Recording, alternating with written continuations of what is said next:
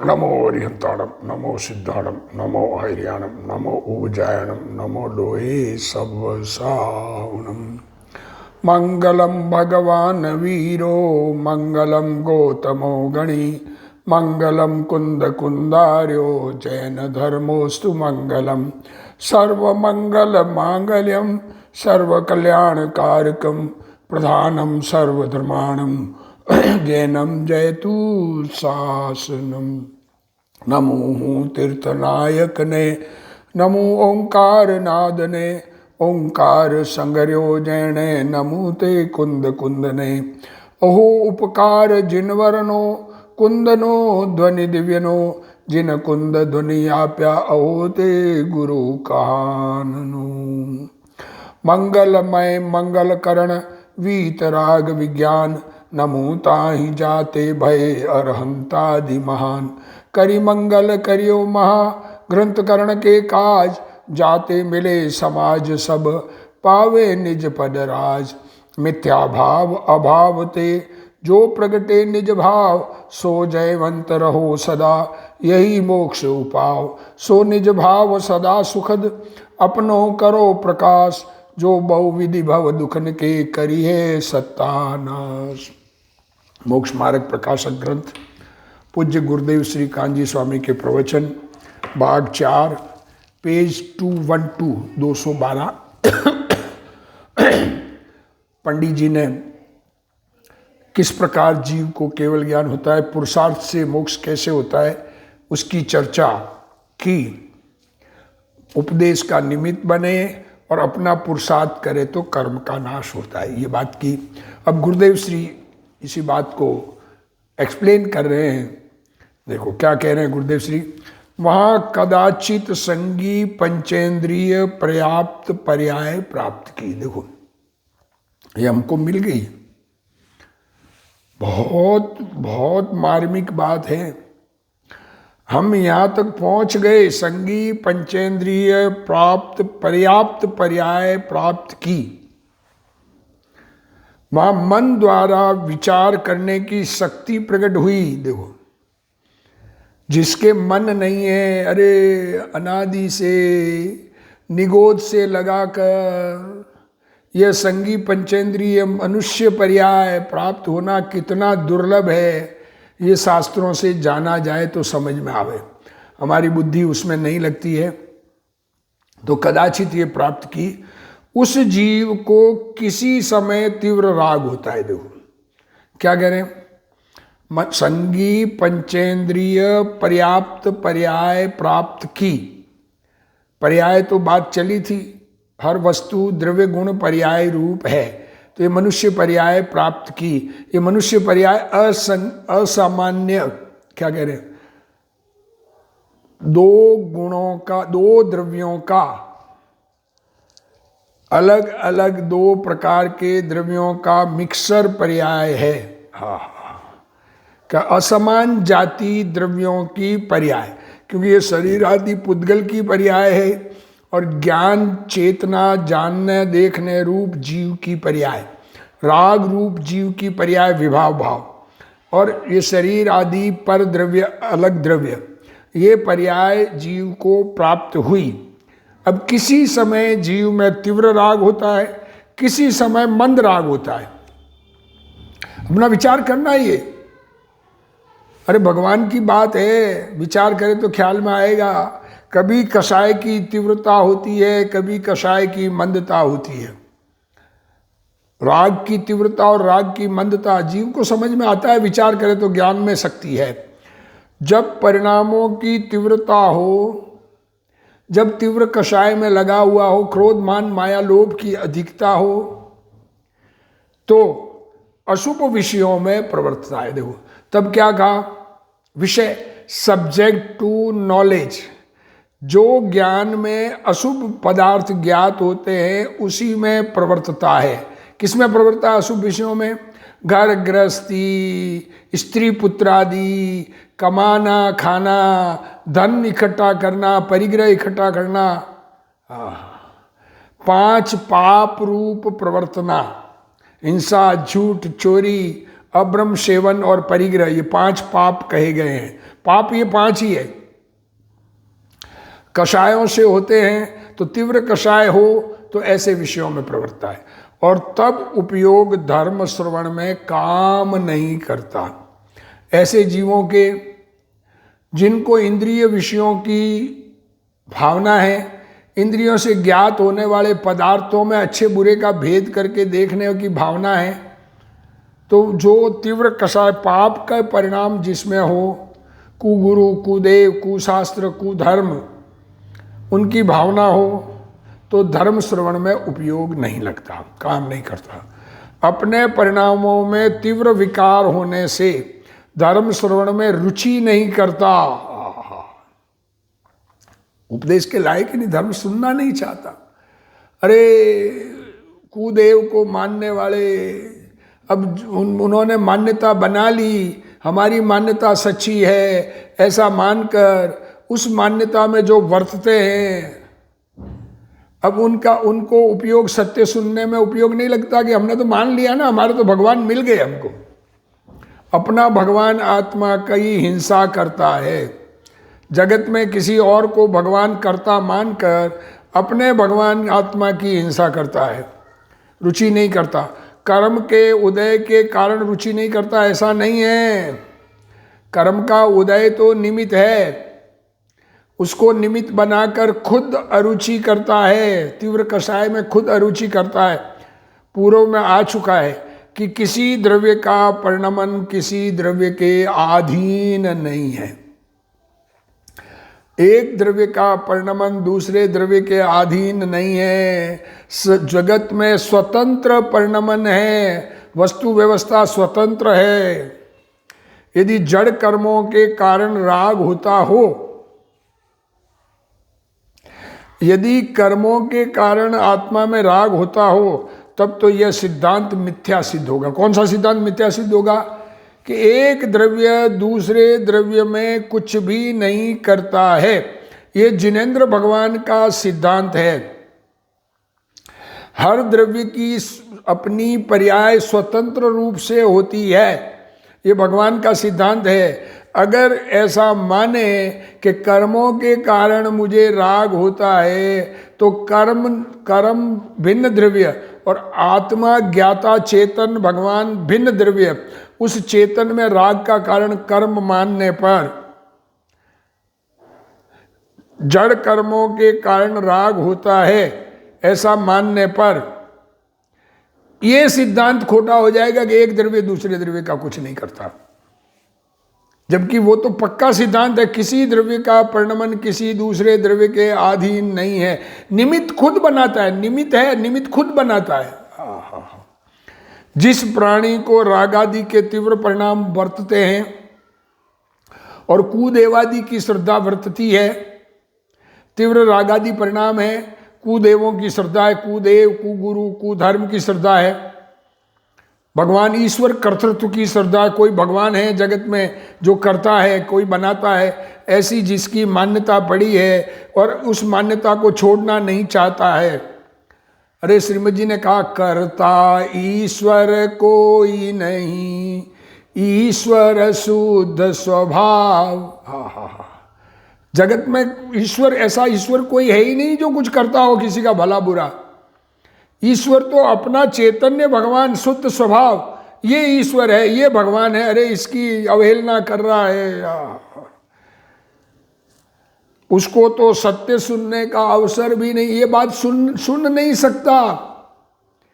जिसको तीव्र कषाय पड़ी है वो ये बात सुन नहीं सकता, अवसर नहीं है। परंतु अब दूसरी, राग की मंदता करे, जब मंद राग करे उस समय बाहर से उपदेश आदि का निमित्त बने। देखो, जिस समय मंद राग में हो उस समय सुनाने वाला मिले, ऐसा निमित्त मिले। देखो, निमित्त खुद ने बनाएगा, सुनेगा तब सुनाने वाला कहा जाएगा ना, नहीं सुने उसके लिए कहेगा सुनाने वाला। तो निमित्त बने, इसलिए निमित्त कहा। और अपने पुरुषार्थ पूर्वक स्वयं उसका विचार करके उससे उपयोग लगाए तो धर्म कार्य में प्रवृत्ति होती है। तथा उपदेश का निमित्त मिलने पर ही भी स्वयं पुरुषार्थ नहीं करे। देखो, उपदेश तो निमित्त मात्र है, जैसे कर्म निमित्त मात्र है हमारे राग में, ये बात कह दी ना। तो उपदेश भी तो परद्रव्य है। कर्म को परद्रव्य कहा तो उपदेश स्वद्रव्य में नहीं आया, वो भी परद्रव्य है। तो उपदेश निमित्त मिला, उपदेश का जैसे कर्म का निमित्त मिला वैसे उपदेश का निमित्त मिला, और तब पुरुषार्थ खुद करे। स्वयं नहीं करे तो उपदेश को निमित्त भी नहीं कहा जाता। देखो, खुद कर तीव्र कषाय करे तो कर्म को निमित्त कहा जाता है, खुद में तीव्र कषाय नहीं हो तो कर्म तो निर्जरित हो जाते हैं। वैसे ही खुद पुरुषार्थ करे तो उपदेश को निमित्त कहा जाता है। बाह्य में निवृत्ति हो, बाहर में धन दौलत इज्जत वैभव कमाना धमाना स्त्री पुत्रादि का प्रेम, उससे निवृत्त हो, पुस्तक आदि का साधन हो, स्वाध्याय का साधन हो। अब पुस्तक आदि में आजकल ये टीवी में ये सुनना, यूट्यूब में जिनवाणी का उपदेश सुनाने वाले मिलते हैं, और उस सत्य सुनने की भावना हो और सुनने को मिले, परंतु पुरुषार्थ नहीं करे और अन्य कार्य में रुक जाए। देखो, अरे वो को जो बात कह रहे हैं, मंद कसाई की बात कह, उसमें रुक जाए तो अवसर व्यर्थ चला जाता है। परंतु मंद राग आदि में वर्ते तब उपदेश को निमित्त कहा जाता है। देखो क्या कह रहे हैं, जब मंद राग वाले को ही उपदेश निमित्त होगा, तीव्र राग वाले को तो उपदेश सुनने की फुर्सत ही कहाँ है उसको। तो जिसको धन धन कमाना कमाना कमाना पैसा वगैरह, इस दुनिया में इज्जत दुनिया में नाम, वो उपदेश कहाँ सुनेगा। अपने आप को बड़ा बनाना है उसको, तो दुनिया को दिखाना है कि हम कुछ बढ़े, उसको उपदेश निमित्त नहीं होता है। जो खुद मंद कसाय है, जिसको दुनिया की भी नहीं पड़ी है, अपना कार्य करने की भावना पड़ी है, तब मंद राग आदि में वर्ते तब उपदेश को निमित्त कहा है। विचार शक्ति रहित जीवों को तो उपदेश सुनने का ज्ञान नहीं है। अब देखो, जिन जीवों के मन नहीं है उनके तो ये उपदेश सुनने का ज्ञान भी नहीं है, अर्थात उनमें उपदेश सुनकर विचार करने की शक्ति ही नहीं है। असंगी मछली, जलचर जीवों में मछलियां आदि बिना मन वाली भी होती है, मेंढक भी असंगी होते हैं, आदि को विशेष ज्ञान शक्ति नहीं है। एकेंद्रिय से लगाकर असंगी पंचेंद्रिय पर्यंत जीवों में विचार शक्ति नहीं है, तथा संगी जीवों को ज्ञान का विकास तो है। त्रियंश में संगी है तो उनको ज्ञान का विकास तो है, परंतु उसको उपदेश में न लगाकर तीव्र राग में प्रवर्तन करे। ये त्रियंश की भी बात ले लो, संगी है पर वो अपने राग के कार्यों में लगते हैं, उनको सुनने का भाव ही नहीं आता, सुनने में समझ भाषा नहीं है तो क्या समझे। पर मनुष्य में समझने की शक्ति है। अब समझने की शक्ति हो और तीव्र राग में प्रवर्तन करे, हमको तो ये ऊंची ऊंची बातें, तो उपदेश कार्यकारी नहीं है। यदि संसार के कार्यों में रचा पचा हो तो उपदेश सुनने का अवसर ही नहीं मिलता। क्या कह रहे हैं गुरुदेव श्री, जीव विषय वासना में लगा हो तो उसका उपयोग उपदेश में नहीं लगता। अरे गुरुदेव श्री की बात हृदय में धारण करके सुनने में उपयोग तो लगाओ, समझने में ये कहना चाह रहे जिस जीव को अरे कुछ करेंगे, करना करना करना करना, अरे अरे जिनवाणी सुनने को मिले, महाभाग्य से मिले, इसमें उपयोग न लगा के दूसरे कामों में लगावे। जिस जीव को विचार करने की योग्यता है और राग आदि की मंदता है, उसको उपदेश के निमित्त से धर्म की प्राप्ति हो तो उसका भला हो। ऐसे अवसर में पुरुषार्थ कार्यकारी है। बस ये जैसे पीछे पंडित जी के कोटिंग में मैंने कहा था, वो पंडित जी ने खुद ने आगे कहा कि पानी का बहाव तेज हो तो बाहर निकलने का चांस नहीं है, पर धीमे बहाव में अगर उनको समझाया जाए तो नदी के बहाव से बाहर आ जाए, बच सकता है। तो पुरुषार्थ कार्य, जो आत्मा के स्वरूप का विचार कर सके उस जीव को उपदेश देते हैं। देखो किसको उपदेश देते हैं? फालतू दुनिया का उपदेश देके तो झगड़ा बढ़ता है। जो समझने के योग्य हो, जिनमें कसाई की मंदता हो, उनको उपदेश देते हैं। अल्प ज्ञान वाले असंगी जीवों को, अब अल्प ज्ञान वाले असंगी जीवों को, उनको तो उपदेश कोई मतलब ही नहीं, तथा विषय कसाय में लगे हुए जीवों को उपदेश नहीं देते। हा, क्या गुरुदेव सिंह ने कह दिया है। हर किसी को उपदेश लागू भी नहीं, सुनता भी नहीं है। जिनको अंदर में मैं करता हूं, मैं बड़ा हूं, ऐसा मान का परिणाम, और कोई उसकी बात को नहीं स्वीकार करे तो उस पर क्रोध का परिणाम, अपना कार्य कपटपूर्वक सिद्ध करने का परिणाम, और पदार्थों के विषयों की इच्छा इतनी है कि सब सारी दुनिया पर राज करने का परिणाम, क्रोध मान माया लोभ का तीव्र परिणाम हो, और जानने देखने की तीव्र लालसा हो, दुनिया को जानना है, उन जीवों को उपदेश नहीं देते। जिसको विचार शक्ति प्रगटी है और राग की मंदता हुई है, दो बातें लिए, सुनने वाले अपने में ऐसा योग्यता हो तो समझना कि देखो, जो इस बात को सुनने को तैयार हो गया ना, उसके ये योग्यता आ गई है। ये भी कह रहे हैं पंडित जी, राग की मंदता, उसको उपदेश का निमित्त मिले। नहीं तो सुनने को तैयार कहाँ होता है, वो तो कुतर्क करेगा।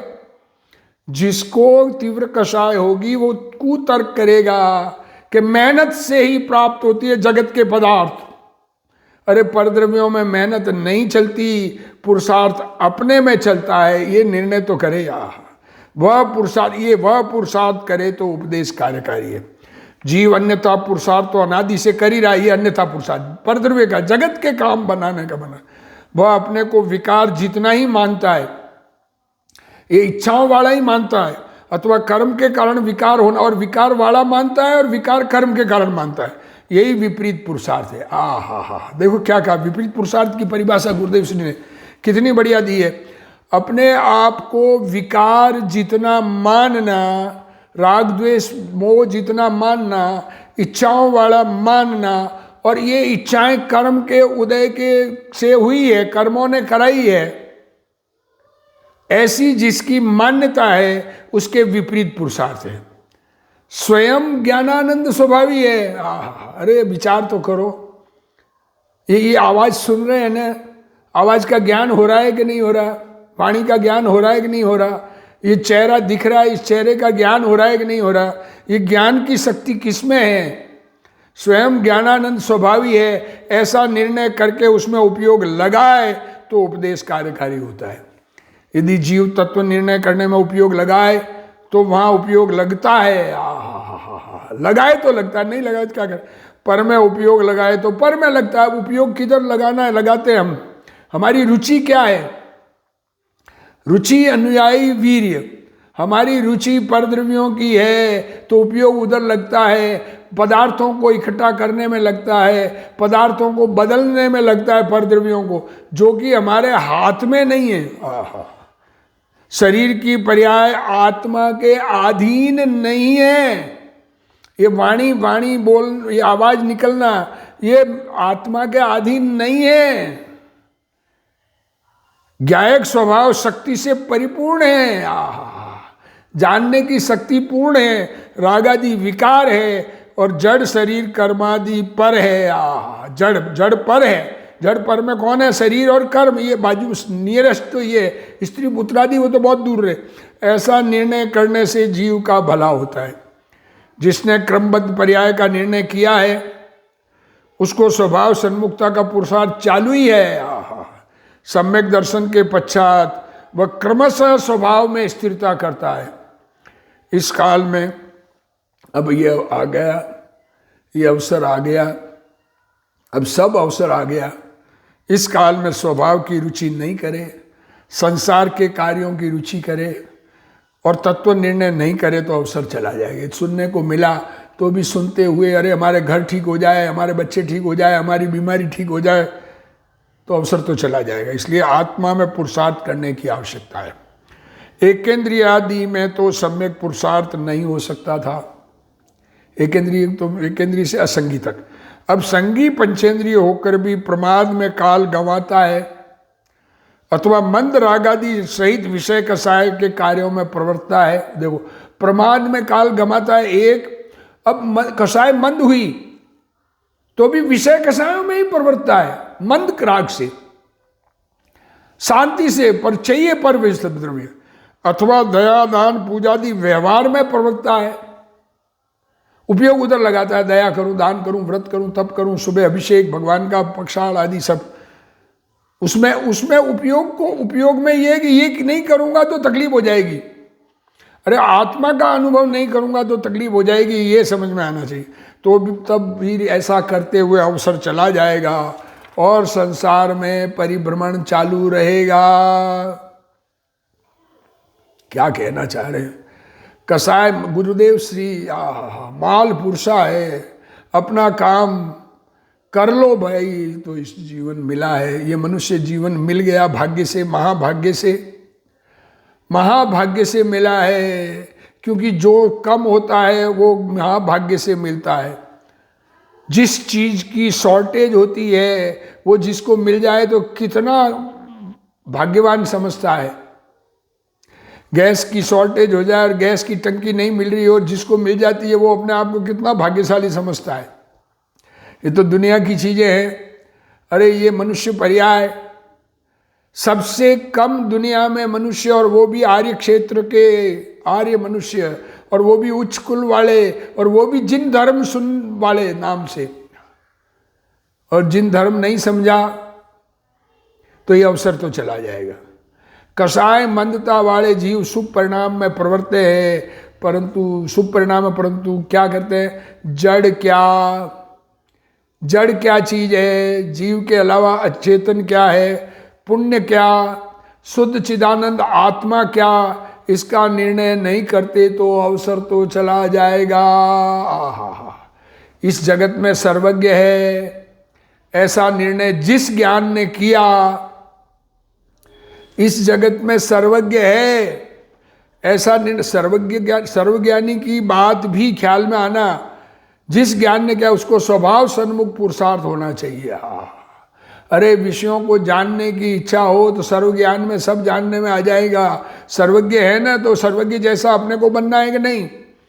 आत्मा ज्ञानानंद स्वभावी है ऐसा निर्णय करने वाले को केवल ज्ञानी की श्रद्धा है। अपने आप को ज्ञान और आनंद स्वभाव वाला भगवान ऐसा निर्णय करने वाले को केवल ज्ञानी की श्रद्धा है, और केवल ज्ञानी की श्रद्धा वाले को अपने ज्ञान स्वभाव की श्रद्धा है। केवली भगवान तो 3 काल और 3 लोक को एक समय में जानते हैं, तथापि अपन जिस काल में जो कार्य करेंगे उस काल सर्वज्ञ भगवान उसको जानेंगे। क्या करें? भगवान तो जानते हैं, पर वो जानेंगे कैसा? जैसा हम करेंगे वैसा जानेंगे कि उल्टा जानेंगे? भगवान ने जाना वैसा हम करेंगे तो हम भगवान के गुलाम नहीं है। हम करेंगे वैसा ही भगवान जानेंगे, और जैसा जाना वैसा ही हम करेंगे, पर इसका निर्णय तो करे।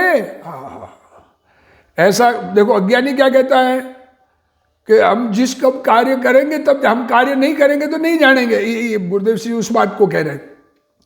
अपन जिस काल में जो कार्य करेंगे उस काल सर्वज्ञ भगवान उसको जानेंगे, तब जानेंगे। सर्वज्ञानी के ज्ञान में आज ही भविष्य पूरा ज्ञान में ज्ञात है। तो अज्ञानी कहता है जब हम करेंगे तब जानेंगे, ऐसा कोई अज्ञानी कहता है तो ये बात भी मिथ्या है। यदि ऐसा हो तो केवल ज्ञान ही नहीं रहा। केवल ज्ञान किसको कहते हैं? सर्वज्ञान किसको कहते हैं? भूत भविष्य वर्तमान के संपूर्ण दुनिया के पदार्थों को, उनका भूत भविष्य और वर्तमान सब कुछ एक समय में जाने। परंतु वह तो अधूरा ज्ञान हुआ, फिर जब होगा तब देखेंगे, जानेंगे। इसका मतलब आज नहीं जान रहे।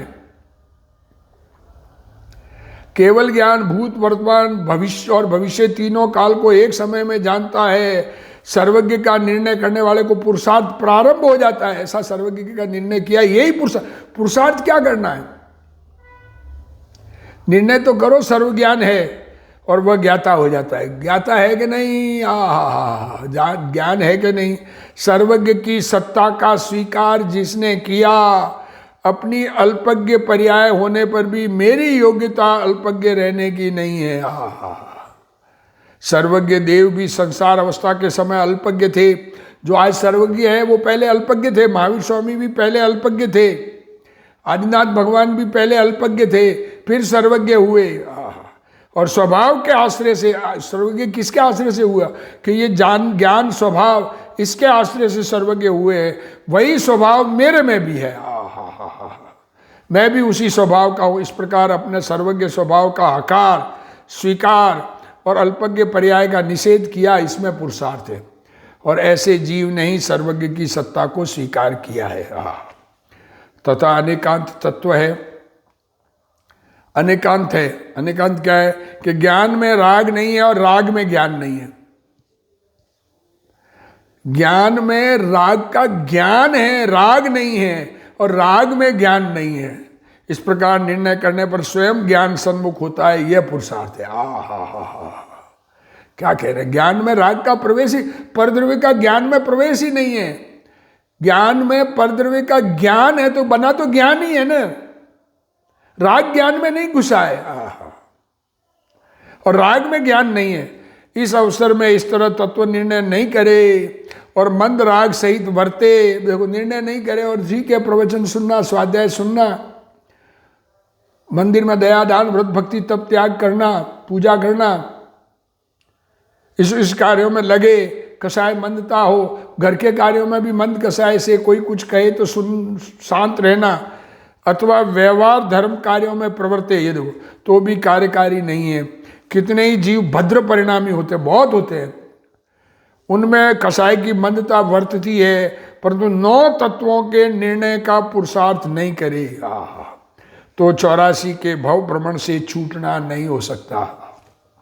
इस अवसर में तत्व निर्णय करने में उपयोग लगाने का अभ्यास करे। देखो, ये अवसर मिला, ये हमको अवसर मिला, अरे ये मनुष्य पर्याय, दुर्लभ से दुर्लभ जैन धर्म और ये तत्व सुनने को मिला।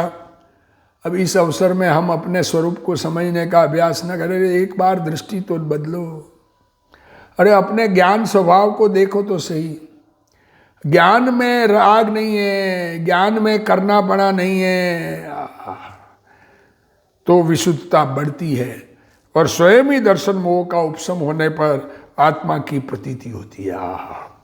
दर्शन मोह जड़ है, वो अपने आप उपशम होगा, उसका काम उसमें हो रहा है, हमारे कारण नहीं हो रहा है, पर हम अपना काम करेंगे तो उसमें होगा। उसका उपशम करने के लिए आत्मा को पुरुषार्थ नहीं करना, कर्मों के तरफ नहीं देखना है, अपने आत्मा में देखना है, तो कर्म उपशम होते हैं। परंतु जब जीव सच्ची प्रतीति करता है तब दर्शन मोह का उपशम होता है। इसलिए जीव का कर्तव्य तत्व निर्णय करना है। अरे जिन धर्म को समझने का प्रयत्न तो करो। बाहर से क्रियाकांड में जिन धर्म नहीं है, भगवान का मार्ग नहीं है, क्रियाकांड मंद कसाय है तो उसमें परिवर्तन होता है, पर उसी को धर्म मानकर संतुष्ट हो गए तो सच्चा धर्म मिलेगा ही नहीं।